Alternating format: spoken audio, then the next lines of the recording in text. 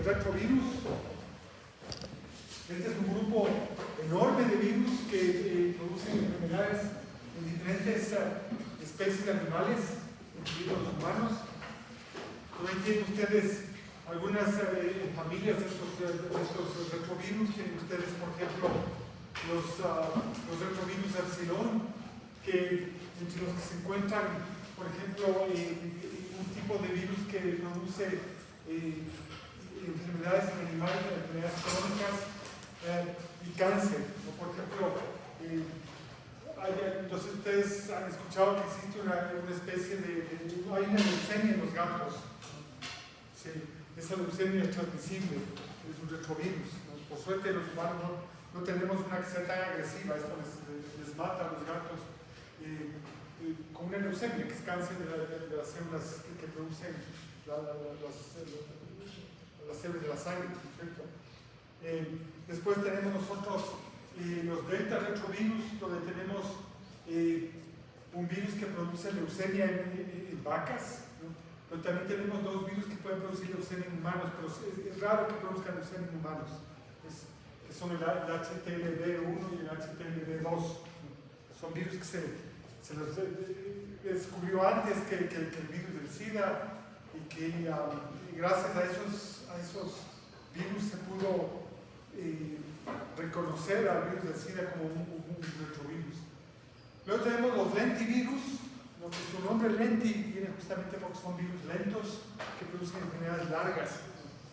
Dentro del lentivirus tienen ustedes el virus del VIH1, virus de la inmunodeficiencia humana 1, el virus de la inmunodeficiencia humana 2.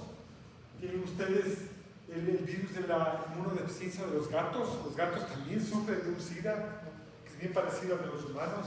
Se transmiten los gatos cuando se pelean entre ellos.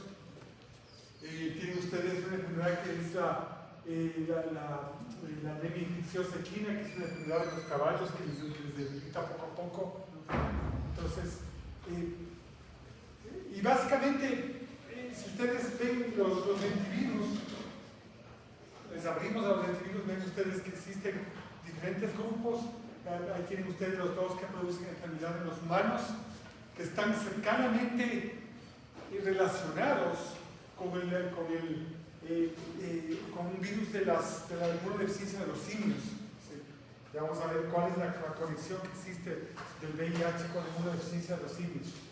Entonces, luego tienen ustedes, como decía yo, el virus de la inmunodeficiencia de los felinos, de los gatos, que está presente bastantísimo, gatos silvestres.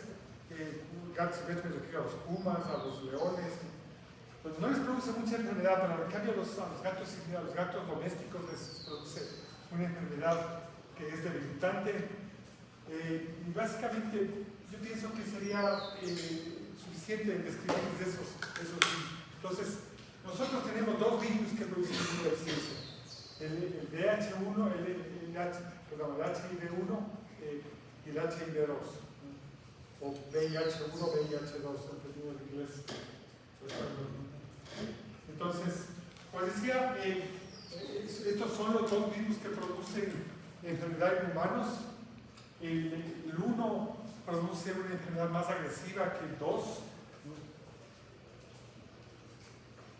Y una de las cosas más importantes es que esta enfermedad en los últimos años ha dejado de ser tan importante, porque simplemente la mortalidad ha decaído. Fíjense ustedes lo que pasó a principios de los años 2000. ¿Sí? Entonces, antes de que ustedes nazcan, el VIH era un problema tremendo en el mundo. La gente estaba muriendo, no había forma de pararle la enfermedad, ¿no? Entonces, gracias a toda la terapia antirretroviral que se ha creado en los últimos años, ustedes pueden observar que el virus del VIH subió.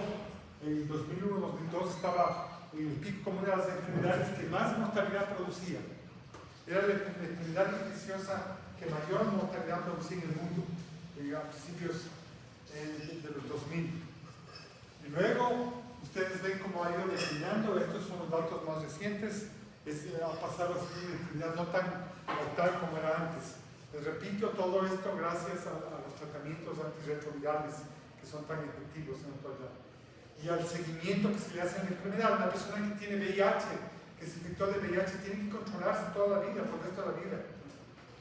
Y de eso depende que tenga una vida saludable, ¿no? Y que no se muera con infecciones secundarias. Entonces, ese ha sido el éxito de esta enfermedad, el haber conseguido que estos antirretrovirales funcionen también y el seguimiento que se hace a la persona. Ya vamos a hablar un poco sobre eso, cómo nos damos cuenta que el virus está avanzando o que el virus está estable, ¿no?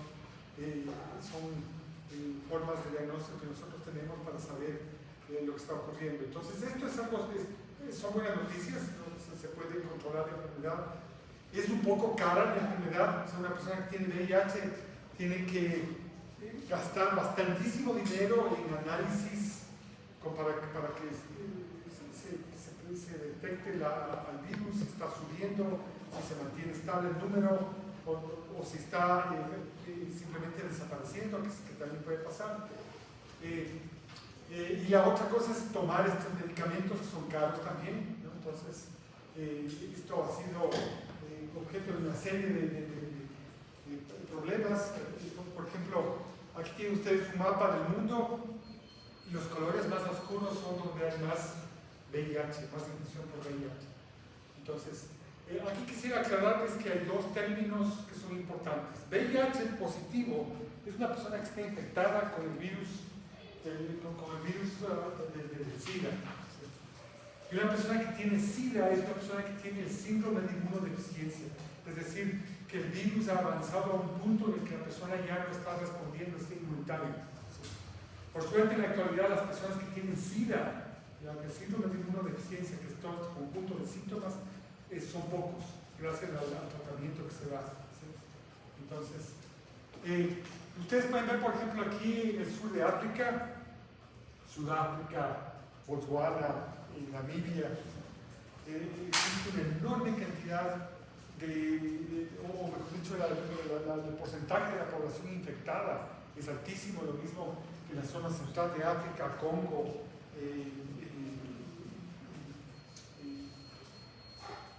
esta otra país, no me acuerdo si es Ruanda o Uganda, uno de los dos también tiene bastante SIDA, ¿no? Entonces, uno de los problemas que existe en África es justamente los pocos recursos económicos para tratar esta enfermedad, para dar antirretrovirales. Entonces, lo que pasa por lo general en África es que se han pedido que se libere de las patentes a estos medicamentos antirretrovirales para que se pueda producir localmente y que cuesten menos para la gente. Entonces, Sudáfrica tiene aproximadamente 25% de la población infectada con VIH. Eso es una cosa altísima. Entonces, y la razón por lo que Sudáfrica tiene una tasa tan alta de infección es porque más o menos a finales de los 90 hubo un virólogo de la Universidad de Berkeley que se le ocurrió que el virus del VIH no existía. Y al presidente de Sudáfrica le dijo que no hace falta que haya ningún plan de prevención de la enfermedad porque la enfermedad no existe. Entonces todos los sistemas de prevención, por ejemplo el uso de preservativos, el uso de tener cuidado de las relaciones sexuales, ¿no es cierto? No ir a que sigas a sitios donde hay trabajadoras sexuales o cosas por el estilo, entonces que se estaba restringiendo, se estaba controlando a las trabajadoras sexuales, hombres y mujeres. Se dejó de controlar. Entonces la enfermedad pasó de ser aproximadamente 3-4% en Sudáfrica a 25%.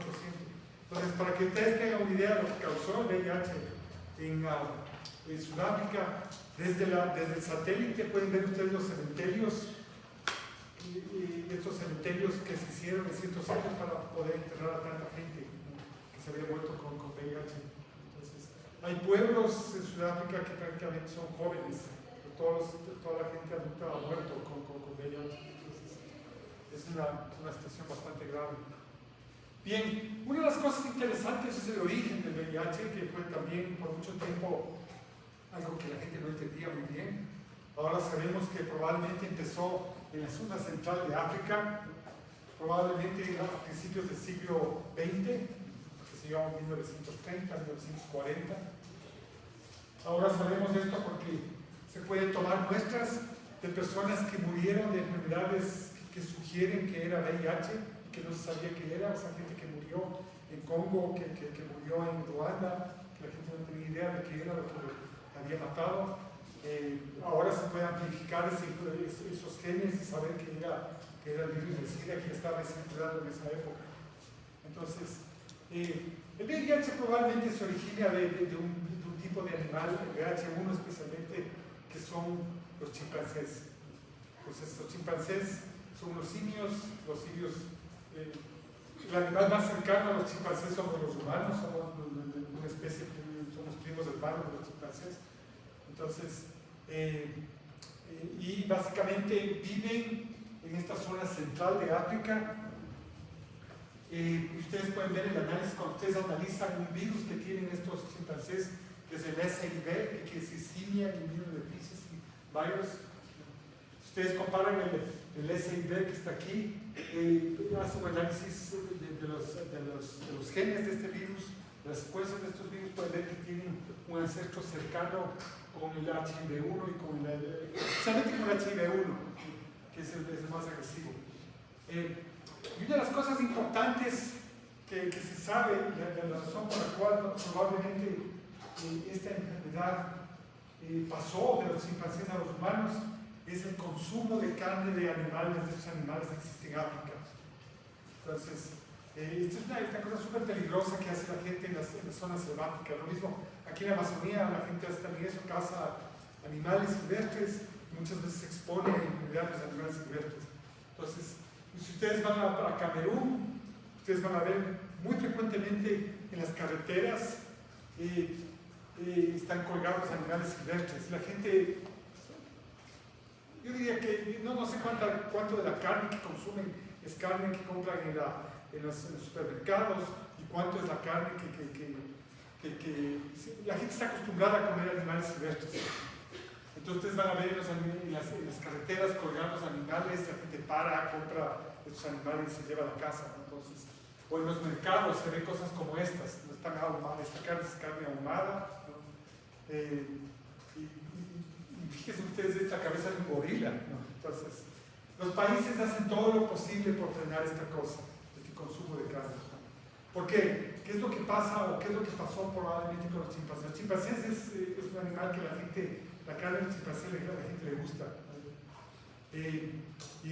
Lo que hacen básicamente es matar el animal y cuando le matan al animal se exponen a la sangre de esos animales que están infectados con este SIV. O se piensa que esa exposición a estos virus causó que las personas se infecten con estos virus de SIV y alguno de estos virus evolucionó a convertirse en un virus humano, ya, que se transmitía entre humanos. Entonces, esta es probablemente la historia de cómo empezó esta enfermedad.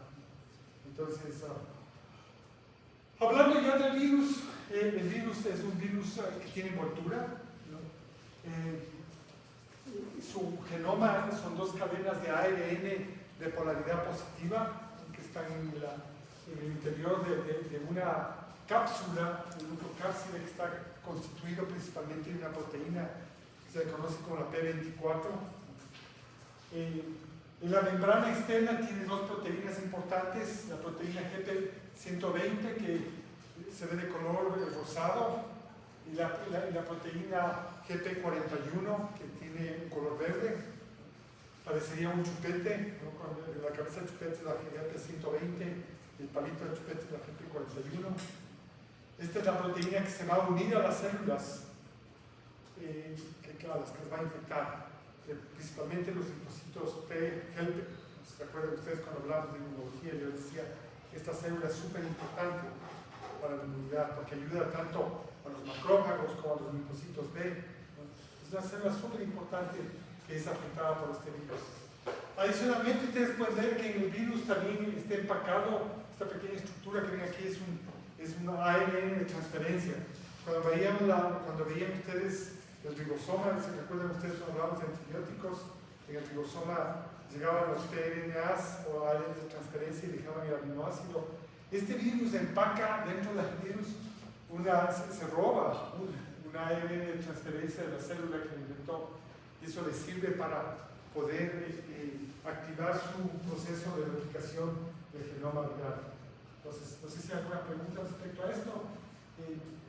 Otra de las cosas importantes es que este es un virus que utiliza una enzima, y esta enzima se le conoce como transcriptasa inversa o reverso transcriptasa. ¿Qué es lo que va a hacer esta enzima? Va a tomar el ARN, que es como molde, y va a hacer ADN. Por eso se llama transcriptasa inversa, porque normalmente la transcriptasa de la transcripción es un proceso en el cual la célula copia el ADN y hace ARN mensajero. Es la forma normal como hacen las células. Esto hace al revés, por eso se llama reversa o transcriptasa inversa. Lo que hace es copia el ARN y hace ADN. Entonces, siempre lleva una copia de esa, no una copia, lleva realmente la enzima empacada dentro del virus, está empacada la enzima que le va a servir para copiar el nombre. Aquí tienen ustedes el mapa de este virus. Hemos visto pocos mapas y pocos procesos de ciclos virales. Este es uno de los que es interesante que ustedes entiendan, porque es bastante importante comprender el ciclo para poder saber qué tipo de medicamentos se puede usar en determinado momento, ¿no? Entonces tienen ustedes arriba la estructura del virus, que tiene a los lados, tienen dos pedazos de ARN que codifican a estas secuencias que se conocen como LTRs. En inglés quiere decir Long Terminal Repeats, o en español se puede decir repeticiones largas terminales. Luego tienen esta sección del genoma que se conoce como GAG. Aquí está codificada la proteína P24. Después tiene un pedazo del genoma que se conoce como la sección POL, donde están todas las enzimas del virus. Me refiero a la reverso transcriptasa, una enzima que le permite integrarse dentro del genoma, y una proteasa. Ustedes pueden ver que todas estas enzimas están en esta región POL. Y finalmente tienen ustedes la región de la envoltura, la región externa, con las dos proteínas de la región externa, la GP120 y la GP41, que como vieron ustedes están insertadas en la envoltura del virus o en la membrana del virus alrededor. Entonces, ahora bien, noten ustedes que cada uno de estos genes se traduce en una proteína. Se traduce en una proteína, la proteína GAG, que después es fragmentada en pedacitos. Esto se parece bastantísimo a los picornavirus, que producen una poliproteína y después le van cortando a la poliproteína, ¿no? Es bien parecido a esto. Entonces, produce esta poliproteína GAG, y esta poliproteína GAG es que se corta en diferentes fragmentos. Uno de ellos es el P24, que es una proteína que quiero que se acuerden. Sí. Después, dentro de POL, aquí está la proteasa. Esta pedacito de aquí es la proteasa, pero también esta es la que se encarga de producir estas fragmentaciones, estas poliproteínas. Entonces, aquí les fragmenta y produce la proteasa, la retrotranscriptasa o transcriptasa inversa, y finalmente una integrasa, que es una enzima que le sirve al virus para integrar el ADN viral, porque lo que va a hacer dentro de la célula es copiar el ARN y hacer ADN, y después insertar su ADN dentro del genoma de la célula. Entonces, esta integrasa le sirve para introducir esta cosa. Y finalmente tienen ustedes la poliproteína la poliproteína ENB, que quiere decir envoltura, que se rompe en dos, la GP120 y la GP41. Entonces, no sé si hay alguna pregunta adicional. Sí.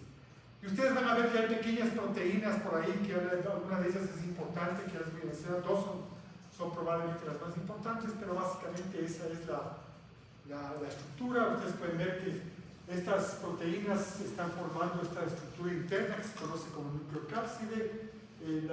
Estas enzimas de acá están al lado del genoma del virus, y finalmente estas proteínas de acá son las que forman las que se insertan en la membrana del virus. Como les decía yo, el tRNA sirve como un cebador. El tRNA lo que va a hacer es va a unir al ARN viral y va a permitir que la retrotranscriptasa empiece a copiar. y hacer del ARN ADN, ¿no? ¿Hay alguna pregunta?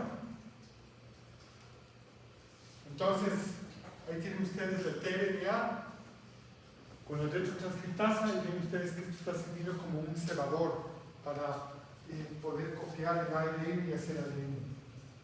Entonces, ahí pueden ver ustedes cómo el tRNA es utilizado para hacer esta cosa. Aquí tienen otra vez el mapa del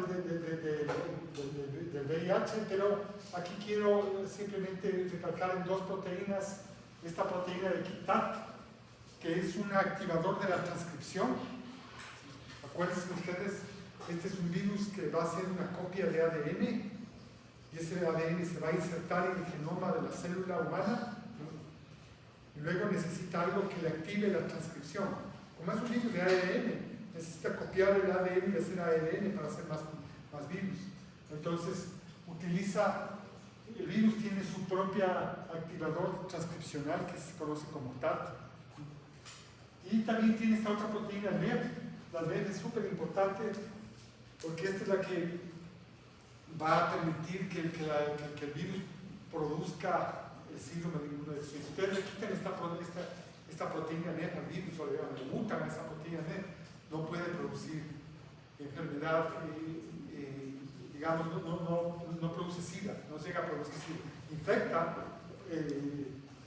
se replica en el organismo, pero no llega a producir SIDA. ¿Sí? Entonces,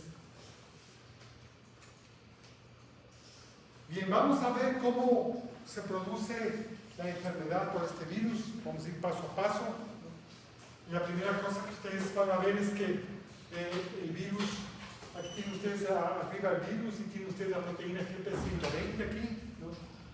La GP120 tiene dos sitios de unión, o un sitio de unión que es al receptor de la célula, ¿no? y a otro receptor que se conoce como correceptor. Entonces, el receptor en la célula, el que le recibe, con el que se une, es básicamente una proteína que es la CD4. Por eso que los dipósitos CD4, nosotros hablábamos que son los helper, ¿se acuerdan?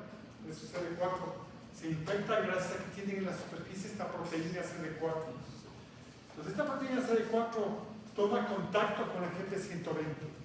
Pero después existe un correceptor, que el correceptor son dos tipos de proteína, puede ser la CCR5 o la CXCR4.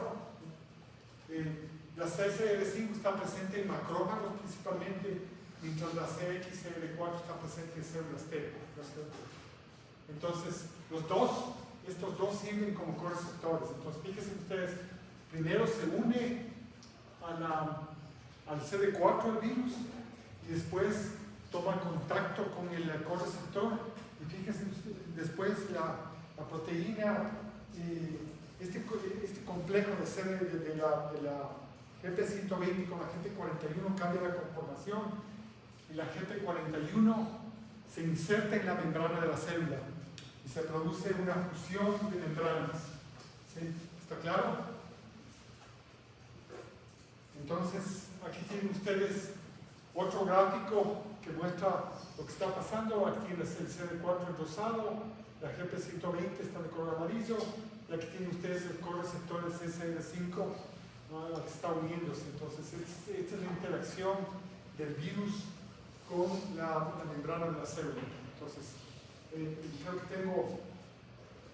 y finalmente lo que va a pasar es que esto va a cambiar de conformación, las proteínas virales cambian de conformación y la GP41 se inserta en la membrana. Entonces, tengo un video que les voy a pasar para que vean cómo funciona esto.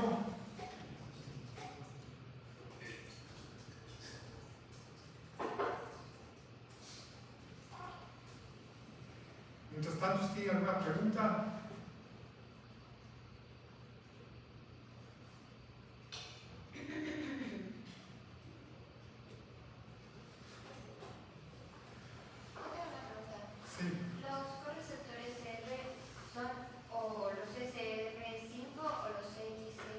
Exactamente. ¿O no van a ser los dos? No, o sea, ya vamos a ver, el virus puede, hay dos poblaciones de virus que se forman.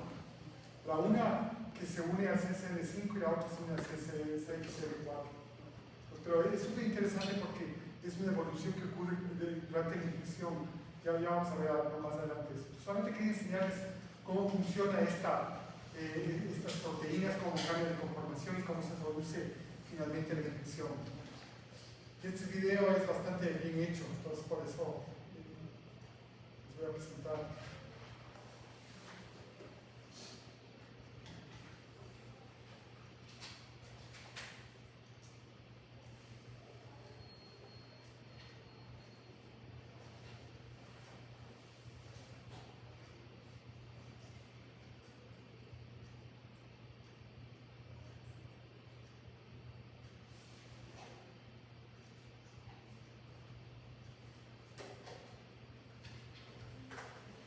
Entonces, ahí tienen ustedes el virus de VIH, ¿no es cierto?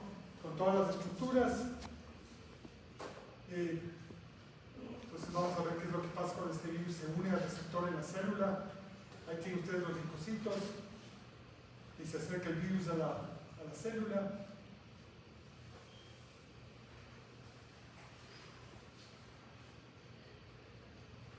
Entonces ahí tienen ustedes el CD4 y el correceptor que puede ser el CCL5 o el CXL4, en amarillo. Entonces, van a ver cómo se acerca el virus y se une primero al CD4 y después a la correceptor. Ahí tienen ustedes la GP120 y la GP41.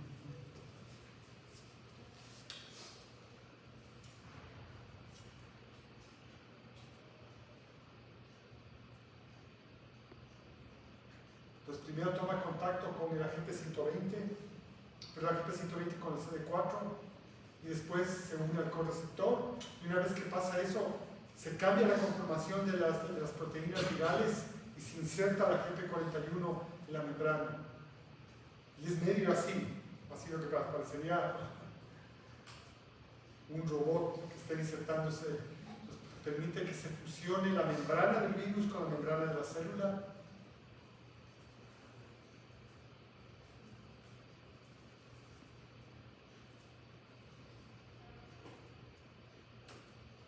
Fíjense ustedes cómo se fusionó la membrana y deja libre esta cápsula que es el nucleocápside y esto se desarma. Entonces, les había dicho que el virus empaca la polimerasa, la retrotranscriptasa, ¿no es cierto? Que está aquí mostrado en detalle cómo se ve a nivel molecular esta enzima.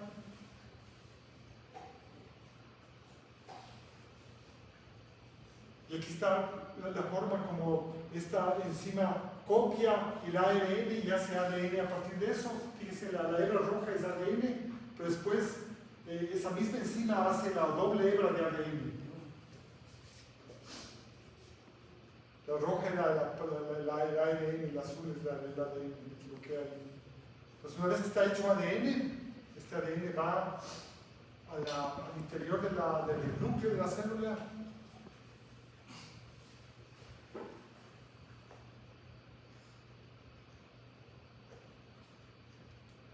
Y esto ya es el ADN humano que está dentro de la célula y simplemente inserta este pedazo de ADN dentro del núcleo, ¿no? Y la célula tiene forma de saber que ese pedazo de ADN no es de la célula.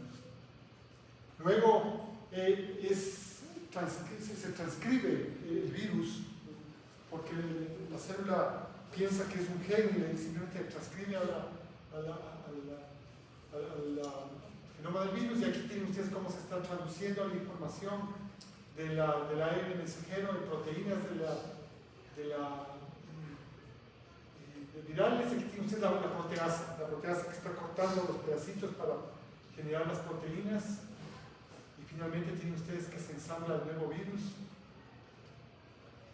con un tRNA, ¿no es cierto? Se vuelve a ensamblar y finalmente sale de la célula para infectar a otra célula. ¿Sí? Y ese es el ciclo. Entonces, no sé si hay alguna pregunta con respecto a esto.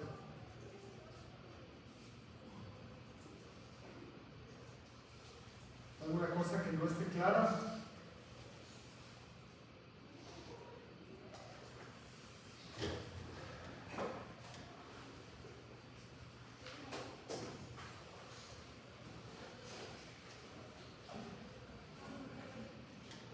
Bien, entonces, esto es lo que hemos visto. Siento que la GP120 se une al primer CD4, después el coreceptor, ¿no? CCD5 o CXD4, se fusiona, se libera y inserta su genoma en la célula. Esto pasa en los primeros 45 minutos después de que una persona se infecta con un virus. ¿Sí? Por eso que muchas veces cuando alguien ha tenido un pinchazo, por ejemplo, está haciendo una cirugía y se pincha la mano con alguna aguja que está contaminada con sangre del paciente, es súper importante chequear si el paciente es positivo para VIH. ¿Sí? Si es positivo, la persona que se clavó la aguja tiene que tomar un medicamento para evitar que el virus inserte su genoma dentro de sus cromosomas, ¿no? Entonces, el rato que está dentro del cromosoma está infectado al paciente, no se puede hacer nada. Se queda silencioso el virus y de vez en cuando esta información que está en el ADN se convierte en ARN mensajero y ahí es cuando empieza a replicarse el virus. Entonces, y aquí está la proteína TAT que les decía yo que esta es una de las que transcribe el virus, pero existen también otras que son factores de transcripción propios de la célula. Entonces, una vez que se produce la transcripción, se produce ARN viral, ARN mensajero, se hacen proteínas, se genera el genoma del virus y se produce más virus. Mientras más activa es la célula, mientras más activada está la célula, más virus va a producir. Cuando una célula no está muy activa, no produce mucho virus, pero cuando ustedes la estimulan a esa célula va a producir más y más virus. Eso tiene una cosa interesante que ocurrió al principio de la infección, cuando se dieron cuenta que era un virus que bajaba el sistema inmunitario. Vamos a ver lo que pasó en los Estados Unidos en los años 80, a finales de los 80s y 90s, ¿no? Aquí tienen ustedes el LTR, que era parte del genoma del virus, que quiere decir estas low terminal repeats, o terminaciones largas terminales, repeticiones largas terminales, perdón. Si ustedes observan un poco más en detalle lo que tiene esta región, tiene sitios de unión a unas proteínas que se conocen como factores de transcripción. Nuestras células utilizan factores de transcripción para activar ciertos genes. Cuando quiere activar el gen, produce un factor de transcripción, el factor de transcripción produce que se active ese gen. Este virus tiene varios sitios donde se unen factores de transcripción que son propios de la célula. Por ejemplo, este NFAT es un factor de transcripción, o el NF-κB, está aquí. Pero ustedes pueden ver una cantidad de factores de transcripción que son de la célula. ¿Y cuándo la célula produce factor de transcripción? Cuando está activada. Si ustedes estimulan a la célula, produce factor de transcripción. Y eso hace que se replique el virus. Esta es la razón por la que el virus se replica cada vez que una célula se activa. Y como la célula infectada, que es un linfocito B, es un linfocito T, perdón, un helper, esas son las que se infectan, porque son las que tienen estos receptores CD4. Y también los macrófagos también tienen estos receptores, pero con más frecuencia es este linfocito T. Entonces, esos son, cuando ustedes estimulan el linfocito T, ahí es cuando se produce más virus.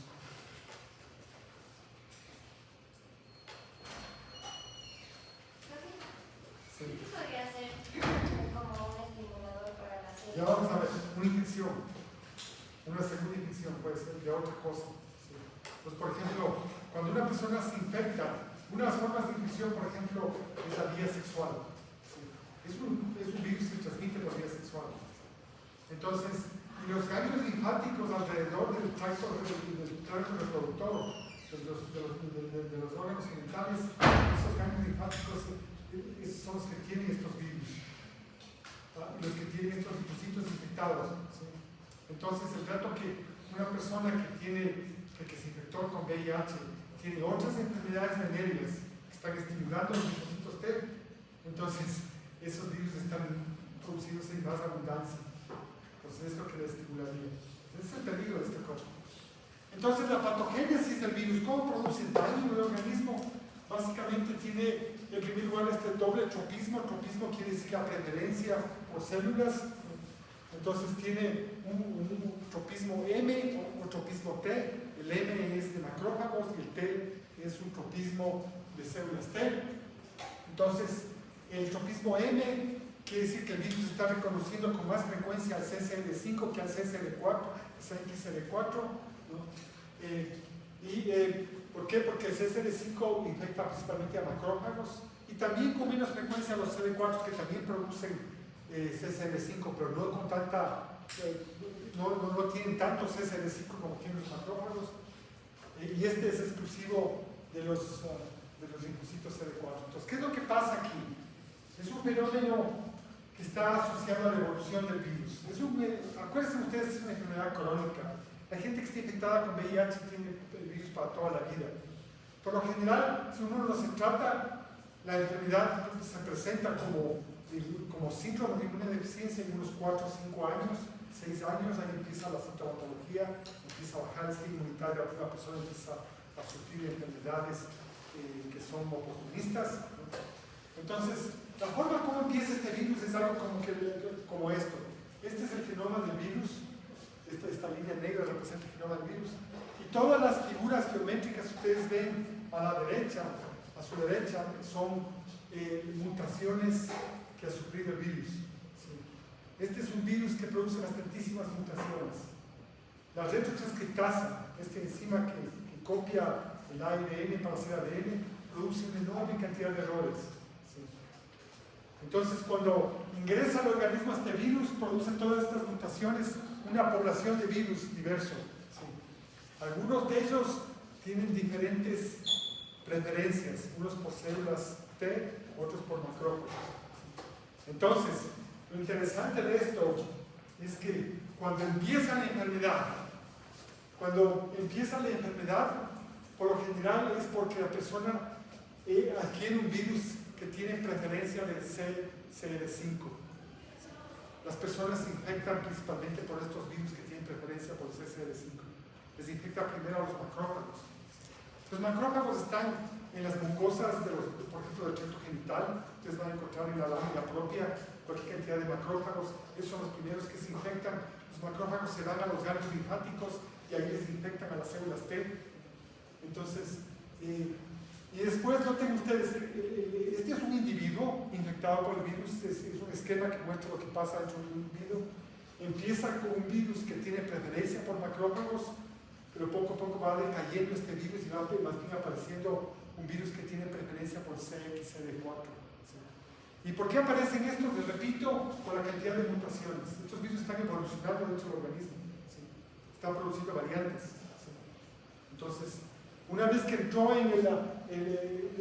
que aparecieron los virus que tienen preferencia por el CXCD4, les empiezan a infectar a los linfocitos T. Y ahí es cuando empieza a caer la inmunidad. Poco a poco. Fíjense ustedes, esto es lo que pasa en 11 años de una persona. En 11 años, ustedes pueden observar cómo va decayendo poco a poco el sistema inmunitario, hasta que finalmente la persona muere con infecciones secundarias. El virus de VIH no mata. El virus propiamente no mata, pero lo que mata son las infecciones secundarias. La persona es incapaz de responder contra infecciones que cualquier persona podría responder. ¿Sí?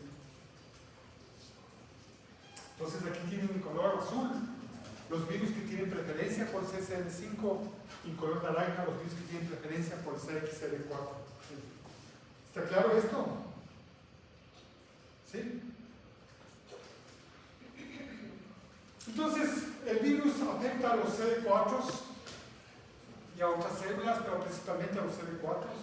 A estos linfocitos T, helper, cuando se estimulan estas células, porque les repito, por ejemplo, el caso de las enfermedades venéreas, una persona que se infectó por VIH por vía venérea y ahora tiene otras enfermedades, tiene papilomavirus, tiene gonorrea, tiene, qué sé yo, clamidia. Entonces, esos linfocitos T se activan constantemente y producen más virus. Entonces, ¿por qué? Porque los factores de transcripción son reconocidos, le reconocen al virus como que fuera un gen propio, ¿sí? Le siguen multiplicando. Entonces, ¿qué pasa a esta cosa? Simplemente células activadas producen más virus, los virus matan a las células, les pueden pisar a las células, les pueden romper a las células, les pueden prender el proceso de muerte celular programada que se conoce como apoptosis. Los linfocitos CD8, que son otro linfocito que detecta pedazos de proteína que pertenecen a otros organismos que no sean el propio, les matan a los CD4 que están infectados. Los anticuerpos muchas veces destruyen, esto quiere decir que es ataque de anticuerpos, se producen células fusionadas. Esta es interesante, la estrategia del caballo de Troya. Ustedes han de haber escuchado la leyenda del caballo de Troya, ¿no es cierto? Estos virus, al infectar a los macrófagos, los macrófagos se convierten en caballos de Troya que pueden ingresar, por ejemplo, al cerebro. El virus puede entrar al cerebro y puede producir una serie de problemas. Entonces, y otra de las cosas importantes son las mutaciones virales. Hasta ahora, desde que se detectó esta enfermedad a principios de los años 80, hasta ahora no hay una vacuna que funcione. ¿Por qué? Porque el virus está cambiando constantemente dentro de uno. No es como el SARS-CoV-2 que se acuerdan ustedes, aparecían diferentes variantes y había que usar otra vacuna para poder bloquear. Este cambia mucho más rápido dentro de uno. Entonces, si ustedes se vacunan contra un variante, eso no tiene sentido, porque en el interior usted está produciendo otros variantes, ¿no? Entonces las vacunas no han funcionado por eso. Es extremadamente variable este virus, y a pesar de todos los intentos que ha habido de producir vacunas, todos han fracasado. No sé si ustedes han visto esta película, es media vieja, súper interesante. Vale la pena, está bien actuada, ¿no es cierto? Es una bonita película. Pero de lo que se trata esto es justamente los principios de la pandemia de VIH. Cuando la gente, cuando se enteró que se trataba de un problema de inmunodeficiencia, que el sistema inmunitario no funcionaba, la gente pensó que ponerse cosas que estimulaban el sistema inmunitario les iba a ayudar. Entonces viajaban a México. En México les vendían estos medicamentos que estimulan el sistema inmunitario. Ya se puede imaginar lo que estaba pasando. Era totalmente contrario a lo que ellos estaban buscando. Entonces, de eso se trata la película un poco. Como les digo, está bien hecha la película, vale la pena ver esta cosa. Bien, entonces, ¿cómo transcurre la enfermedad? ¿Qué es lo que pasa cuando uno se infecta? Entonces, ustedes tienen una infección que está en el día 0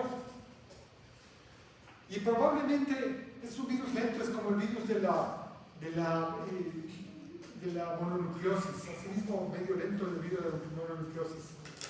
Uno se infecta y no desarrolla síntomas inmediatamente como la gripe o como el COVID. Se demora unos 15 días, 3 semanas, un mes, ¿no? Aquí tienen ustedes 6 semanas, ¿no?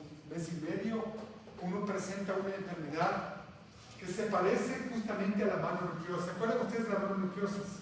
¿Qué síntomas tiene la mononucleosis? Ganglios linfáticos inflamados, ¿no es cierto? ¿Qué más?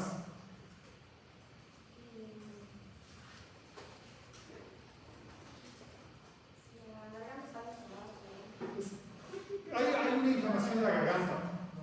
Se produce como parecería estreptococo piógenes, parecería en la garganta, se produce eso, se produce inflamación de los ganglios linfáticos de todo el cuerpo, fiebre, ¿no? Es la mononucleosis, es igualito a esto, igualito a una mononucleosis. Después de 6 semanas se presenta esta enfermedad, la gente dice es mononucleosis, no pasa nada, no hay como hacer nada contra la mononucleosis, se cura sola, ¿no? Entonces deja transcurrir esta cosa. Y finalmente el virus está instalado. O sea, lo que pasa durante este periodo, cuando se producen estos síntomas, el virus realmente se está replicando y está sembrándose en diferentes sitios en el organismo. Se va a diferentes ganglios, y ahí está ahora infectando a diferentes células y diferentes ganglios linfáticos. Y ustedes pueden observar que aquí los niveles del linfocito CD4 es más o menos 700 a 1000, que es lo normal, y van a ver que a través de los meses van cayendo poco a poco estas células, hasta que empieza a presentar sintomatología. Y empieza a presentar sintomatología cuando alcanza 200, más o menos 200 linfocitos por microlitro de sangre. Nosotros tenemos más o menos 1000 linfocitos T por microlitro de sangre. Los linfocitos que ustedes detectan cuando se hace la biometría, cuando se toma una muestra de sangre y se hace el análisis, esos son CD4. Esos son los que están circulando. ¿Sí? Entonces, una de las formas que la gente se da cuenta que algo está pasando es la caída de linfocitos. De pronto tienen, qué sé yo, 400 por microlitro de sangre, o 200 por microlitro de sangre. Y ahí es cuando empieza la sintomatología. Ahí es cuando empieza a presentar síntomas de enfermedad. Entonces, aquí tienen otro gráfico que muestra cómo mientras caen las células T, ustedes tienen una subida de anticuerpos contra el virus, que también es una forma de saber qué es lo que está pasando. Aquí me pregunto yo, ¿creen que es importante saber si es IgM o IgG? O sea, los inmunoglobulines, ¿creen que es importante saber si es IgM? No, porque es una enfermedad crónica. Si es COVID, la IgM es súper importante porque es una enfermedad aguda. Esta es una enfermedad crónica, es como la hepatitis B. Esta se mantiene, no hemos visto hepatitis B, ahora es otra enfermedad crónica. Entonces no pasa nada si es IgM o IgG. Estos anticuerpos van subiendo, son incapaces de neutralizar al virus porque el virus está cambiando constantemente. No le pueden neutralizar los anticuerpos, pero sigue subiendo los anticuerpos y sigue cayendo los linfocitos T. Noten ustedes, una de las cosas importantes, esta proteína P24 que yo les decía, que es parte de este nucleocápside, es una de las cosas que uno detecta en las pruebas. Las pruebas de diagnóstico que tenemos detectan la proteína P24, algunas de esas, para saber tempranamente si hay infección. ¿Sí? Entonces, y una de las cosas importantes es que justamente la caída de las células T se produce al final de la enfermedad. Mientras tanto, la enfermedad es latente. La enfermedad, después de que se presentó esta sintomatología alrededor del mes de infección, el virus se mantiene silencioso.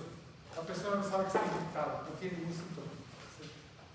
Entonces, hasta que finalmente se produce la caída de linfocitos a un nivel que empieza a producir infecciones secundarias. Cuando los linfocitos en la sangre llegan a 400, acuérdense que ustedes han bajado de 1000 a 400 en la sangre. Empieza una sintomatología, y yo sé que muchos de ustedes están estudiando odontología. Es súper importante porque las primeras señales de SIDA se ven en los dientes, en la boca. ¿Sí?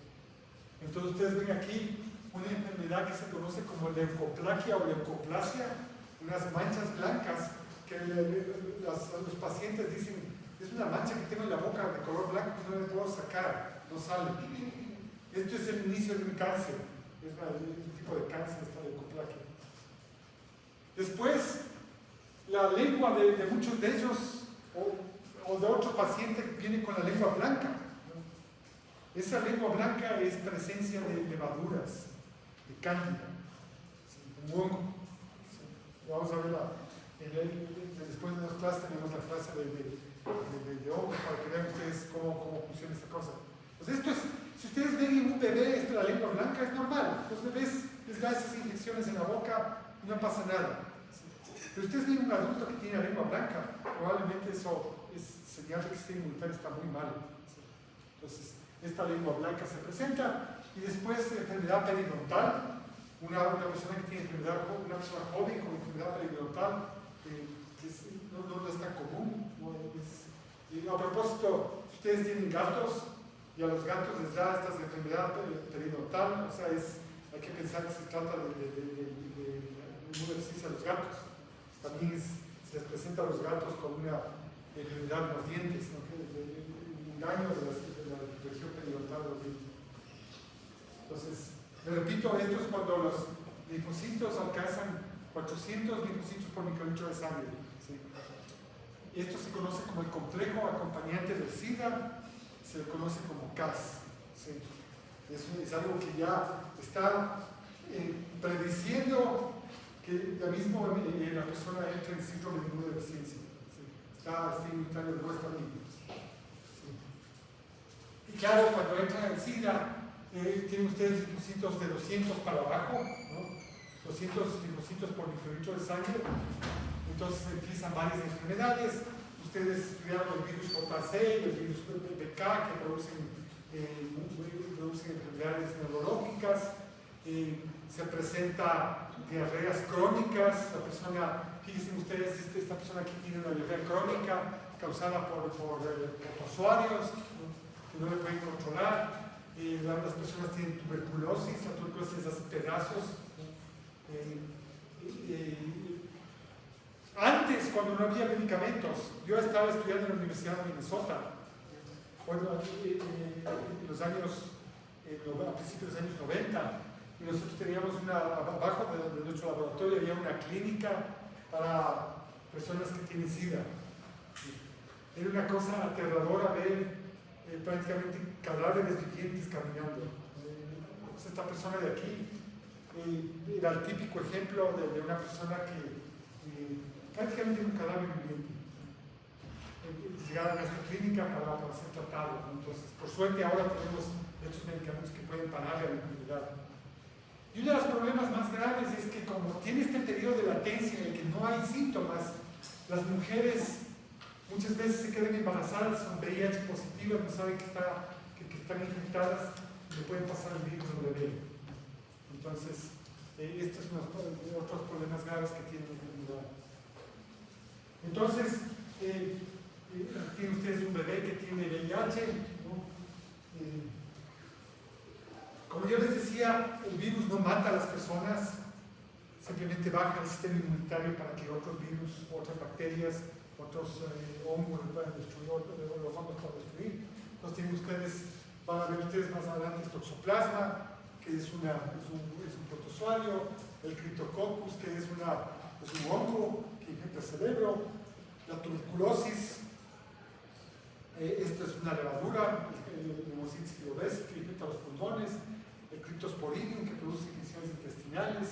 Tienen ustedes el citomegalovirus, que es un herpes virus, que produce infecciones masivas en una persona que tiene VIH, que tiene SIDA. Esto ya es SIDA. Entonces, tenemos que diferenciar el VIH positivo de persona que tiene SIDA. Entonces, tienen ustedes estos dos herpes virus, tanto el citomegalovirus como el varicela zoster, producen infecciones diseminadas, tremendas. El virus JC, este es un polinoma virus que les haber hablado, produce una encefalopatía, produce demencia en la gente. Existe este herpes virus 8, este human herpes virus 8 humano, que produce una especie de cáncer en la piel que se conoce como sarcoma de Kaposi. Y esta es una de las primeras cosas que empezó a aparecer en San Francisco. Ahí fue donde se detectó el virus y se detectó los primeros casos que se les empezaba a detectar así como una epidemia, ¿no? En la población gay principalmente. Aparecían estas personas con sarcoma de Kaposi, que es un sarcoma súper raro, ¿no? ¿Y cómo se ve este sarcoma de Kaposi? Se ve como esto. En la piel ustedes observan esta cosa, ¿sí? Este aparecimiento de esta especie de tumores. Entonces es causado por este herpes virus. Entonces, ¿cómo se contagia este virus? La forma más común de contagio es la vía sexual. Por ejemplo, los trabajadores sexuales están en constante riesgo de contagio, y los que son los trabajadores sexuales, que tienen un problema un poco más grave, porque el virus se transmite más fácilmente en la población gay que en la población heterosexual. Entonces, la otra forma de contagio es sangre y subproductos. Por ejemplo, una transfusión de sangre que no puede analizar. Todas las transfusiones de sangre, cuando ustedes donan sangre, siempre son analizadas por si acaso sean positivas a VIH, ¿no es cierto? O una transfusión de plasma, que son cosas que se hacen. Puede pasar de la mamá al bebé, y puede pasar a través de la lactancia, se pasa por la leche materna. Y esto es algo que fue sorprendente, pero la leche materna le puede infectar al bebé. Entonces muchas veces las mamás que son VIH positivas y que están embarazadas, les prohíben dar lactar a los bebés, tienen que darles suplementos de leche, ¿no es cierto? Se puede pasar verticalmente a través del útero. Esto ocurre del 15 a 45%, pero si no hay lactancia, por lo general es apenas 15%. Entonces, la lactancia es súper importante. Entonces, por lo general, entre el 15 o 20% de los embarazos de mujeres que son VIH positivas, el bebé se infecta por vía intrauterina, ¿no? El resto es a través de lactancia. Durante el parto se pueden infectar entre un 11 y 16%. Entonces, el parto también es importante. Por lo general, se prefiere que los bebés nazcan por cesárea, ¿no? Y que los bebés inmediatamente sean puestos con antirretrovirales, porque en el momento del parto, ahí es cuando hay contacto de sangre con la sangre de la mamá, ¿no? Entonces, a veces el virus no ha pasado a través de la placenta, pero en el momento de la mezcla de sangre se ocurre, no me lo mezcla, sino el contacto con la sangre de la mamá puede infectarle al bebé. Entonces, es importantísimo saber si una mujer embarazada es VIH positiva, ¿no? Porque cambia completamente el esquema de cómo van a hacer ese bebé para evitar que se infecte, ¿sí? Y también a través de pinchazos, pero estos no son tan comunes. Si se piensa que de uno en 400 pinchazos puede producir infección. Entonces, de todas maneras, si alguien está haciendo cirugía, por cierto, y especialmente como se está trabajando en traumatología, a veces se necesita hacer fuerza con huesos, hay pedazos de huesos rotos que se pueden clavar en los guantes, entonces uno puede tener exposición. Entonces acuérdense que siempre que uno se pincha hay que saber el estatus del paciente, o sea, si el paciente es positivo a hepatitis C, si es positivo a hepatitis B, si es positivo a VIH, porque ustedes tienen que entrar en un tratamiento que se conoce como profiláctico, que es para evitar la infección. Sí. Una pregunta, por ejemplo, si la mamá no se da cuenta, o sea, no se ha hecho los testeos y tiene VIH y tiene un bebé, en este caso puede haber aborto espontáneo. No he oído yo. No, en este virus no produce eso. No. Es un virus silencioso. Y los bebés al principio no tienen mucha sintomatología. Más bien después van desarrollando. Entonces, no es un virus que sea tan agresivo. Eso es lo interesante de este virus. Es un virus que entra y no produce mayor sintomatología. Entonces pueden vivir por años. Imagínense vivir 10 años sin síntomas del virus. Entonces, por eso es que no son tan agresivos, no producen eso. No es sabido, pero es posible que tal vez revisar la literatura se encuentre que algunos abortos espontáneos son causados por esto. Entonces, otra cosa interesante es que ciertos individuos que tienen variantes del MHC1, que es el complejo de histocompatibilidad que reconocen los linfocitos, si se acuerdan ustedes del complejo de histocompatibilidad, este haplatipo HLA-B27 o el HLA-B7 son resistentes a la enfermedad. Había un basquetbolista, no sé si han escuchado de Magic Johnson, ¿no lo han escuchado ustedes? Era un basquetbolista famoso que alguna vez confesó que había tenido como 400 parejas sexuales. ¿Se imaginaban que alguien pueda tener tantas? Sí. Se infectó. Pero lo interesante de él es que se curó espontáneamente. Entonces hay gente, es súper raro, la gente a veces se cura espontáneamente de la enfermedad. Sí. Él era positivo a VIH y después dejó de ser positivo. Deficiencias en el CCD5. Esto también está presente en muchos lugares, en el Medio Oriente. Hay poblaciones en África que son deficientes en el CCD5. Estas personas se infectan, pero no desarrollan síntomas. Nunca. Entonces es interesante esta cosa. Bien, entonces vamos a hablar un poco de medicamentos que se utilizan para tratar esta enfermedad. No me interesa que se sepan los nombres, pero me interesa que los medicamentos, qué es lo que hacen. Hay varios nombres de esta cosa. Hay medicamentos que interactúan con los correceptores, como el CCD5 y el CXCD4. Hay medicamentos inhibidores de la retrotranscriptasa, que le inhiben a la enzima. Estos son los que hay que usar cuando uno ha tenido contacto reciente con el virus. Estos inhibidores de retrotranscriptasa antes de que inserte su genoma. Sí. Después tienen ustedes inhibidores de la integrasa, inhibidores de la proteasa, combinación de los anteriores. Y esto ha sido el éxito del tratamiento contra VIH. Vamos a hacer un poco de matemáticas. Para que un virus se vuelva resistente a un medicamento antirretroviral, ustedes tienen un genoma de 9.000 nucleótidos. La probabilidad de que se genere un mutante en uno de esos nucleótidos es 1 en 9.000. ¿De acuerdo? Es la probabilidad de que se genere un mutante en un nucleótido específico. Entonces, la mutación que le produce la resistencia a los inhibidores de la retrotranscriptasa es diferente a la mutación que produce resistencia a la proteasa. ¿Sí? Es diferente a la mutación de los inhibidores de la proteasa. ¿Sí? Entonces, si ustedes combinan dos medicamentos, la probabilidad de tener un resistente a los inhibidores de la retrotranscriptasa es 1 en 9.000, perdón, porque son 9.000 nucleótidos.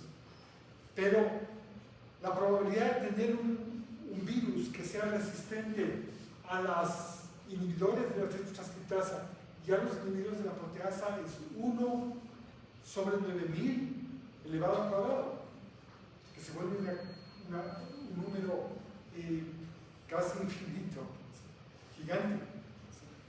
Entonces, si ustedes en lugar de usar un solo medicamento usan 2 o usan 3, la probabilidad de que los virus puedan producir mutantes es nada. Y ese ha sido el éxito.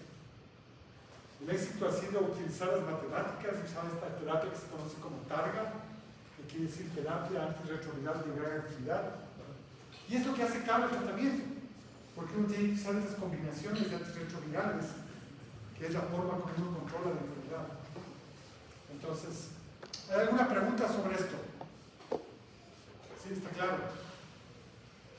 Pero estos medicamentos no son como, no sé, como tienen muchos, ¿qué se llama?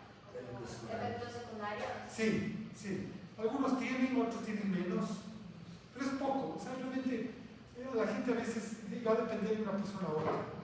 Entonces, pero sí, algunos sí tienen, algunos de los más modernos que ni siquiera producen efectos secundarios. Los primeros que se produjeron eran fuertes, la gente le producía vómito, le producía cosas por aquí, pero los de ahora son súper buenos, no tienen problema. Entonces, sí.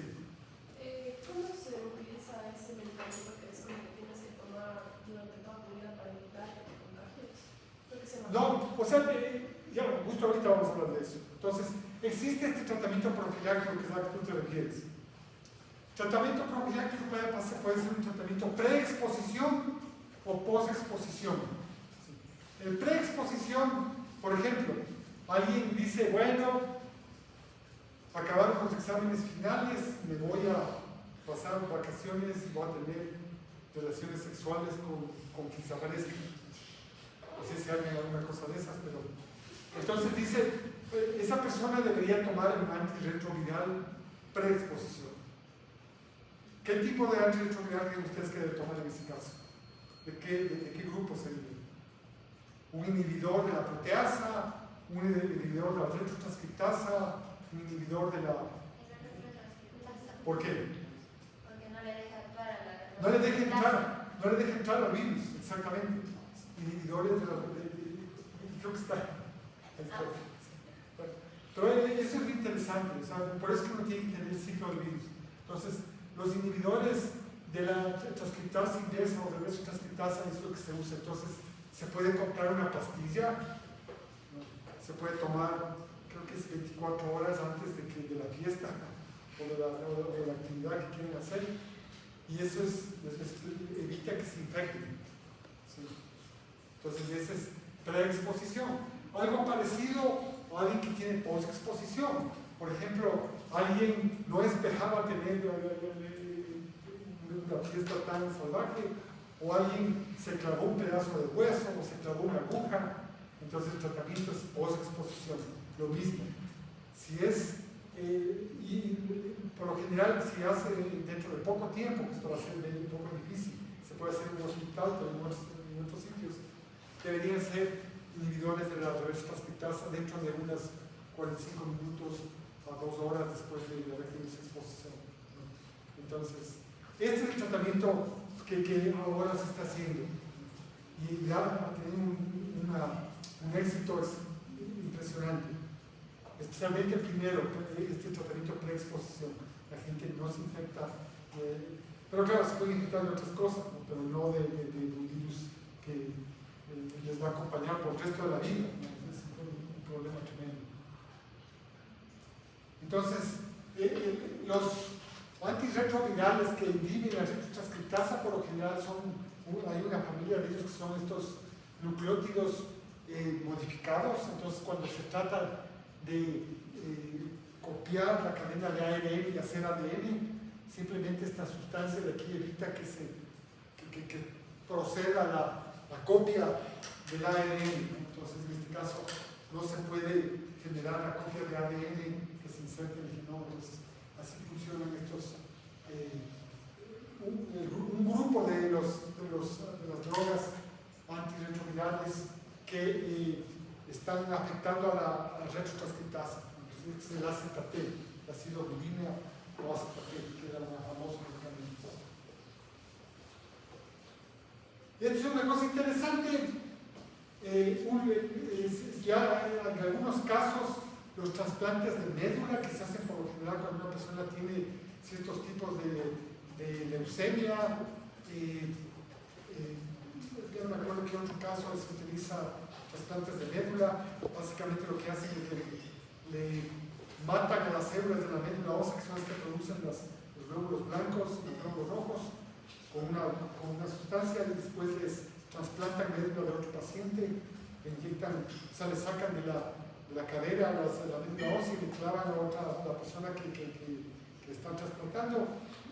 Muchas veces esas personas que se trasplantan médula se curan, especialmente si la persona que recibió, la persona que donó la médula es CCR5 negativa, o sea, si tiene este defecto del CCR5. O sea, si la persona que dona la médula es defectuosa en el CCR5, tiene esta mutación que evita que se produzca el CCR5, la persona que recibe la médula se cura de VIH.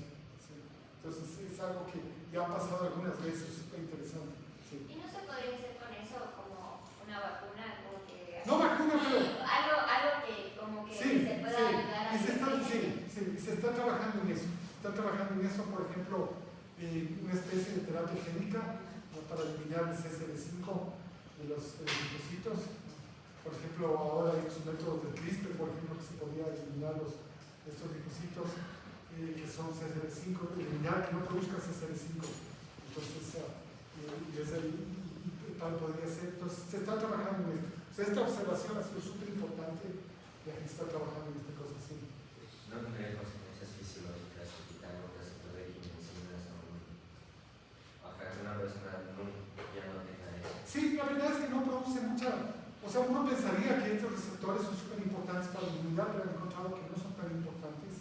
Las personas que son deficientes del CCR5 viven sin problema. Entonces se podría eliminar, sí. Pero la verdad es que habría que ver si existe algún problema con eso.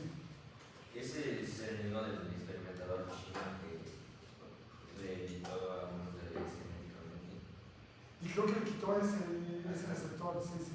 Alguien hizo pero claro, una clonación, o sea, esto es coger un embrión o un óvulo fecundado y cambiarle ese gen, quitarle el gen CCR5. Sí, creo que fue eso, un chino que hizo eso. Sí. Se fue a la cárcel. Sí. ¿Cómo? Se fue a la cárcel durante 5 años. Claro, porque uno tiene que tener un permiso del comité de bioética para hacer una cosa de esa, y el comité de bioética no te va a aceptar una cosa de esa. Entonces, Bien, entonces, ¿cómo se diagnostica la enfermedad? La forma más común es a través de una prueba de ELISA, que detecta anticuerpos y a la vez antígenos. Es una ELISA de cuarta generación. Se puede usar PCR, ¿no? Y el PCR es probablemente mejor que el ELISA, pero es un poco más costoso. Si uno está infectado, uno le puede seguir al virus utilizando un criterio que se llama carga viral, el PCR cuantitativo, en lo que vamos midiendo la cantidad de virus que hay en la sangre. Entonces, esto es cuando ya uno está infectado. Y unas cosas importantes que probablemente vale la pena que tengan en cuenta ustedes, ¿no? Uno debería hacerse pruebas anuales para VIH en dos casos. Si uno tiene múltiples parejas sexuales al año, debería hacerse esta prueba por lo menos una vez al año. Y si uno tiene una pareja que sabe que tiene muchas parejas, porque no importa que ustedes tengan una sola pareja, si su pareja no tiene una sola pareja, está en problemas, porque están perdiendo los virus de todos lados.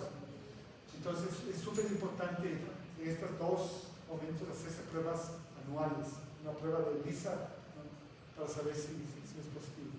Y obviamente, si una mujer quiere quedarse embarazada, esto es parte de las pruebas que les decía, todas las enfermedades venéreas deberían ser descartadas para una mujer que, acuérdense ustedes que hay muchos virus o bacterias que producen estas infecciones crónicas en mujeres que son medias asintomáticas, ¿no? Y que podrían dañar al bebé.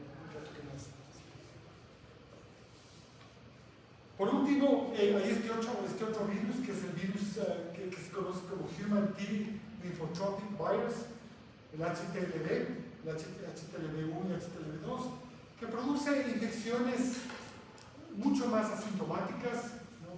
Es súper común en países como el Ecuador, en las distintas regiones. Creo que se ha encontrado en la Amazonía casos de HTLV, en Esmeralda se han encontrado casos de HTLV. Este virus se transmite igualito que el virus de VIH, la vía sexual, a través de la lactancia, y en algunos casos puede producir un problema grave que es una leucemia. ¿Sí? Pero es bastante raro, no sé si está aquí el porcentaje de personas que desarrollan esto, pero me parece que es alrededor, sí, ahí está. Menos del 5%, menos del 5% de las personas infectadas desarrollan esta leucemia de células T, que es causada por nuestro virus. Entonces, por suerte, nuestro virus de leucemia no es tan agresivo como el de otros animales. Entonces, este se conoce, les repito, como HTLV1 o HTLV2, también retrovirus. Casi todo lo que se hace para VIH sirve para este virus también. Se puede utilizar antirretrovirales, se le puede frenar. También se transmite de madres a hijos. La mamá le puede infectar a través de la lactancia, puede pasarse a través de la placenta. Entonces, las mamás es súper importante cuando están infectadas saber el estatus de la mamá para poder tratarle a la mamá antes de que dé a luz y darle el tratamiento al bebé, el otro que nace para la final del niño. Entonces, básicamente, este es otro retrovirus. Entonces, simplemente para que vean ustedes lo parecido que es el HTLV al HIV. Se parecen bastantísimo los genes, muy parecidos a los virus, pero las enfermedades son distintas, ¿no? El VIH es mucho más agresivo al destruir a las células T helper. Entonces, bueno, eso es básicamente, ya, llegamos hasta ahí.